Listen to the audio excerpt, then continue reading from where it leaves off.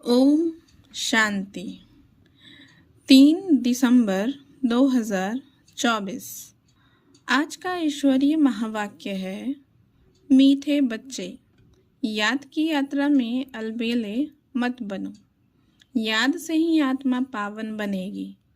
बाप आए हैं सभी आत्माओं की सेवा कर उन्हें शुद्ध बनाने। आज का प्रश्न है, कौन सी स्मृति बनी रहे तो खान पान शुद्ध हो जाएगा? उत्तर, यदि स्मृति रहे कि हम बाबा के पास आए हैं सचखंड में जाने के लिए व मनुष्य से देवता बनने के लिए, तो खान पान शुद्ध हो जाएगा, क्योंकि देवताएं कभी अशुद्ध चीज नहीं खाते। जब हम सत्य बाबा के पास आए हैं सचखंड पावन दुनिया का मालिक बनने, तो पतित अशुद्ध बन नहीं सकते। ओम शांति। रूहानी बाप रूहानी बच्चों से पूछते हैं, बच्चे, तुम जब यहाँ बैठते हो तो किसको याद करते हो? अपने बेहद के बाप को। वह कहाँ है? उनको पुकारा जाता है ना, हे पतित पावन। आजकल सन्यासी भी कहते रहते हैं पतित पावन। सीताराम अर्थात पतितों को पावन बनाने वाले राम आओ। यह तो बच्चे समझते हैं। पावन दुनिया सतयुग को, पतित दुनिया कलयुग को कहा जाता है। अभी तुम कहाँ बैठे हो? कलयुग के अंत में, इसलिए पुकारते हैं, बाबा आकर हमको पावन बनाओ। हम कौन हैं? आत्मा। आत्मा को ही पवित्र बनना है। आत्मा पवित्र बनती है तो शरीर भी पवित्र मिलता है। आत्मा के पतित बनने से शरीर भी पतित मिलता है। यह शरीर तो मिट्टी का पुतला है, आत्मा तो अविनाशी है। आत्मा इन ऑर्गन्स द्वारा कहती है, पुकारती है, हम बहुत पतित बन गए हैं, हमको आकर पावन बनाओ। बाप पावन बनाते हैं। 5 विकारों रूपी रावण पतित बनाते हैं। बाप ने अभी स्मृति दिलाई है, हम पावन थे, फिर ऐसे 84 जन्म लेते लेते अभी अंतिम जन्म में है। यह जो मनुष्य सृष्टि रूपी झाड़ है, बाप कहते हैं, मैं इनका बीज रूप हूँ। मुझे बुलाते हैं, हे परमपिता परमात्मा, ओ गॉड फादर, लिबरेट मी। हर एक अपने लिए कहते हैं, मुझे छुड़ाओ भी और पंडा बनाकर शांति धाम घर में ले चलो। सन्यासी आदि भी कहते हैं, स्थायी शांति कैसे मिले? अब शांति धाम तो है घर, जहाँ से आत्माएं पाठ बजाने आती हैं। वहाँ सिर्फ आत्माएं ही हैं, शरीर नहीं है। आत्माएं नंगी अर्थात शरीर बिगड़ रहती हैं। नंगे का अर्थ यह नहीं है कि कपड़े पहनने बिगड़ रहना, नहीं, शरीर बिगड़। आत्माएं नंगी अर्थात अशरीरी रहती हैं। बाप कहते हैं, बच्चे, तुम आत्माएं वहाँ मूल वतन में बिगड़ शरीर रहती हो, उसे निराकारी दुनिया कहा जाता है। बच्चों को सीढ़ी पर समझाया गया है, कैसे हम सीढ़ी नीचे उतरते आए हैं। पूरे 84 जन्म लगे हैं मैक्सिमम, फिर कोई एक जन्म भी लेते हैं। आत्माएं ऊपर से आती ही रहती हैं। अभी बाप कहते हैं, मैं आया हूँ पावन बनाने। श्री बाबा ब्रह्मा द्वारा तुम्हें पढ़ाते हैं। श्री बाबा है आत्माओं का बाप और ब्रह्मा को आदि देव कहते हैं। इस जन्म में बाप कैसे आते हैं यह तुम बच्चे ही जानते हो। मुझे बुलाते भी हैं, हे पतित पावन आओ। आत्माओं ने इस शरीर द्वारा बुलाया है। मुख्य आत्मा है ना, यह है ही दुख धाम। यहाँ कलयुग में देखो, बैठे बैठे अचानक मृत्यु हो जाती है।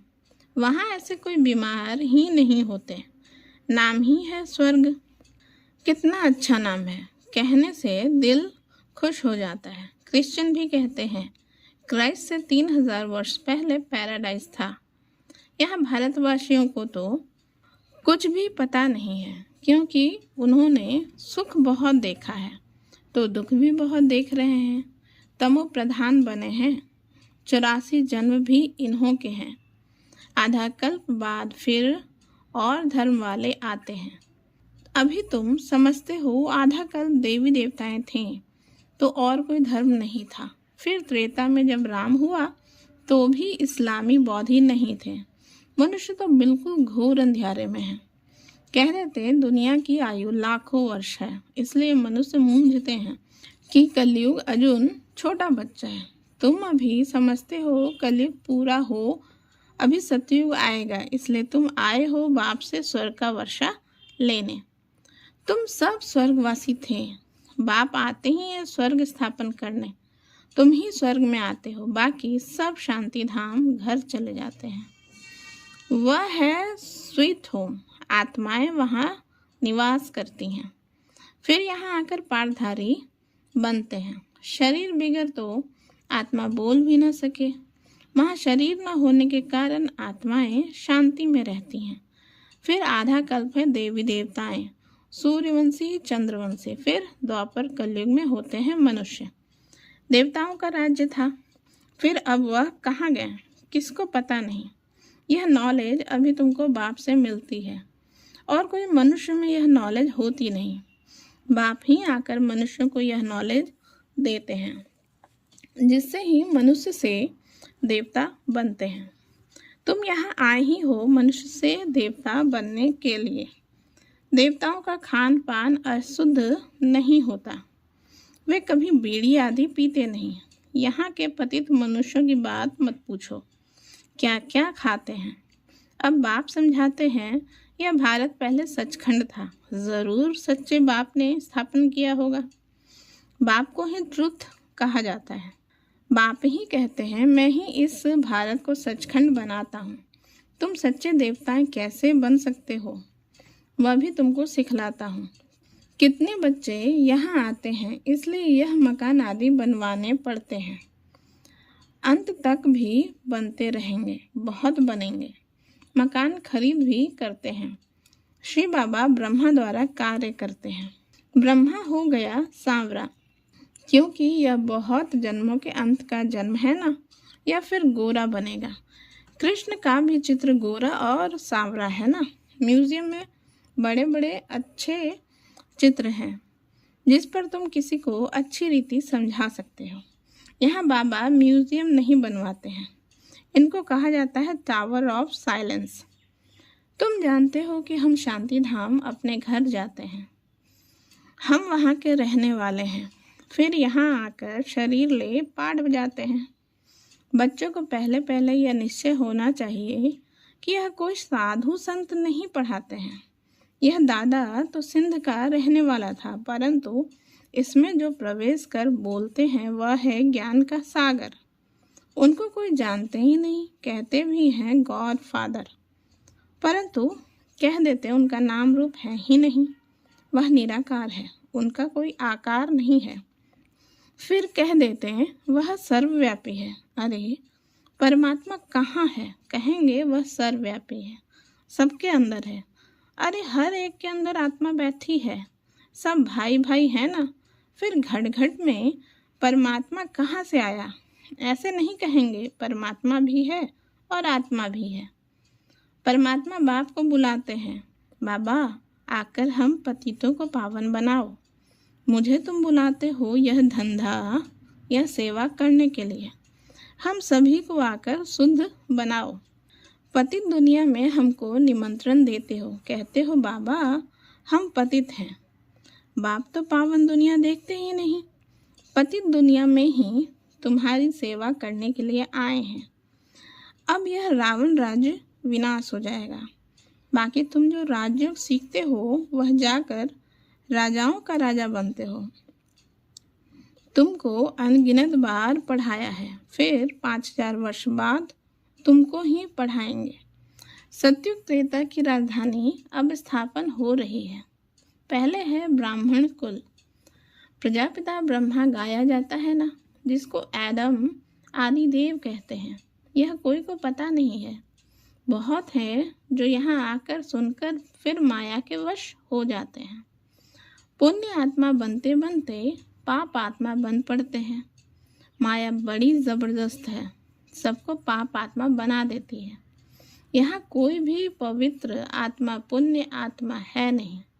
पवित्र आत्माएं देवी देवता ही थे। जब सभी पतित बन जाते हैं तब बाप को बुलाते हैं।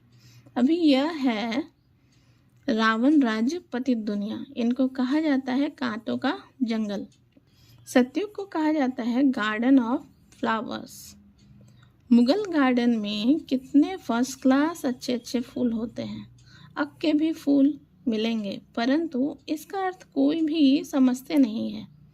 शिव के ऊपर अक क्यों चढ़ाते हैं, यह भी बाप बैठ समझाते हैं। मैं जब पढ़ाता हूँ तो उनमें कोई फर्स्ट क्लास मोती है, कोई रतन ज्योत, कोई फिर अक्के भी है, नंबरवार तो है ना। तो इसको कहा ही जाता है दुखधाम मृत्यु लोक। सतयुग है अमर लोक। यह बातें कोई शास्त्रों में नहीं है। शास्त्र तो इस दादा ने पढ़े हैं, बाप तो शास्त्र नहीं पढ़ेंगे। बाप तो खुद सदगति दाता है, करके गीता को रेफर करते हैं। सर्वशास्त्र में शिरोमणि गीता भगवान ने गाई है, परंतु भगवान किसको कहा जाता है यह भारतवासियों को पता नहीं। बाप कहते हैं मैं निष्काम सेवा करता हूँ, तुमको विश्व का मालिक बनाता हूँ। मैं नहीं बनता हूँ। स्वर्ग में तुम मुझे याद नहीं करते हो। दुख में सिमरन सब करे, सुख में करे न कोई। इनको दुख और सुख का खेल कहा जाता है। स्वर्ग में और कोई दूसरा धर्म होता ही नहीं, वह सभी आते ही हैं बाद में। तुम जानते हो अभी इस पुरानी दुनिया का विनाश हो जाएगा। नेचुरल कैलामिटीज, तूफान आएंगे जोर से, सब खत्म हो जाएंगे। तो बाप अभी आकर बेसमझदार से समझदार बनाते हैं। बाप ने कितना धन माल दिया था, सब कहाँ गया। अभी कितने इंसॉल्वेंट बन गए हैं। भारत जो सोने की चिड़िया था वह अब क्या बन पड़ा है। अब फिर पतित पावन बाप आए हुए हैं, राजयोग सिखला रहे हैं। वह है हठ योग, यह है राजयोग। यह राजयोग दोनों के लिए है, वह हठ योग सिर्फ पुरुष ही सीखते हैं। अब बाप कहते हैं पुरुषार्थ करो, विश्व का मालिक बनकर दिखाओ। अब इस पुरानी दुनिया का विनाश तो होना ही है, बाकी थोड़ा समय है। यह लड़ाई अंतिम लड़ाई है। यह लड़ाई शुरू होगी तो रुक नहीं सकती। यह लड़ाई शुरू ही तब होगी जब तुम कर्मातीत अवस्था को पाएंगे और स्वर्ग में जाने के लायक बन जाएंगे। बाप फिर भी कहते हैं याद की यात्रा में अलबेले नहीं बनो, इसमें ही माया विघ्न डालती है। अच्छा, मीठे मीठे सिकिलधे बच्चों प्रति माता पिता बाप दादा का याद प्यार और गुड मॉर्निंग। रूहानी बाप की रूहानी बच्चों को नमस्ते। हम रूहानी बच्चों का रूहानी माता पिता बाप दादा को भी याद प्यार गुड मॉर्निंग, नमस्ते नमस्ते नमस्ते। थैंक यू बाबा, शुक्रिया बाबा। आज की धारणा के लिए मुख्य सार है, पहला नंबर, बाप द्वारा अच्छी रीति पढ़कर फर्स्ट क्लास फूल बनना है। कांटों के इस जंगल को फूलों का बगीचा बनाने में बाप को पूरी मदद करनी है। दूसरा नंबर, कर्मातीत अवस्था को प्राप्त करने व स्वर्ग में उच्च पद का अधिकार प्राप्त करने के लिए याद की यात्रा में तत्पर रहना है, अलबेला नहीं बनना है। आज का वरदान है, अपने मस्तक पर सदा बाप की दुआओं का हाथ अनुभव करने वाले मास्टर विघ्न विनाशक भव। इसका विस्तार है, गणेश को विघ्न विनाशक कहते हैं। विघ्न विनाशक वही बनते जिनमें सर्व शक्तियां हैं। सर्व शक्तियों को समय प्रमाण कार्य में लगाओ तो विघ्न ठहर नहीं सकते। कितने भी रूप से माया आए, लेकिन आप नॉलेजफुल बनो। नॉलेजफुल आत्मा कभी माया से हार खा नहीं सकती। जब मस्तक पर बाप दादा की दुआओं का हाथ है तो विजय का तिलक लगा हुआ है। परमात्म हाथ और साथ विघ्न विनाशक बना देता है। आज का स्लोगन है, स्वयं में गुणों को धारण कर दूसरों को गुण दान करने वाले ही गुणमूर्त हैं। ओम शांति।